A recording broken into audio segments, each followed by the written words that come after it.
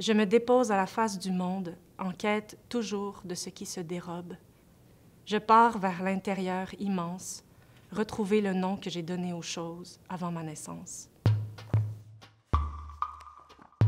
Mythe précédé de Gloria est un recueil de poésie en 2 temps, Gloria et Mythe, qui sont les titres de 2 spectacles que j'ai écrits et produits dans les dernières années. Dans ce recueil-là, on suit le parcours d'une voix qui, suite à une perte, entame un questionnement existentiel. Avec cette question-là, que reste-t-il? Que reste-t-il quand les choses auxquelles on est le plus attaché disparaissent? Et c'est le parcours du deuil, en fait. Et en réponse à cette question-là, la voix va entamer un voyage, une pérégrination à travers les spiritualités et les sagesses du monde entier, à travers les âges aussi.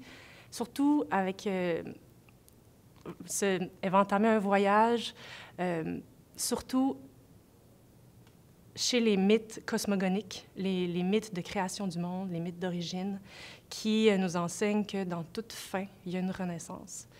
Et qu'au fond, en réponse à l'angoisse de la mort, on a juste à célébrer le temps présent et à célébrer le fait d'être vivant et d'être des créateurs, de pouvoir créer notre réalité puis donner du sens à nos vies. C'est parti d'une nécessité profonde, d'une quête personnelle de sens vraiment très, très intime. J'ai eu à faire face à un deuil, puis je me suis simplement demandé comment m'en sortir, puis comment, c'est ça, comment me reconstruire, puis trouver du sens dans la vie, dans le fait d'être là, puis devant la mort aussi, de trouver des réponses face à la mort, puis d'accepter le fait qu'on va disparaître un jour.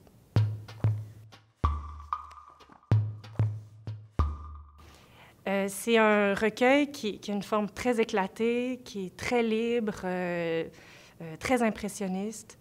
Je me suis beaucoup inspirée des spiritualités, des sagesses, mais aussi de poètes, des grands classiques là, comme Camus ou Rilke, mais aussi des poètes qui vont plus dans le mystère de l'existence, puis dans l'origine aussi, puis divers noms, mais j'ai aussi beaucoup lu des textes comme le livre des morts tibétains, puis le pouvoir du moment présent, toutes ces choses-là qui expliquent un peu, qui donnent un peu des repères pour expliquer le sens de la vie.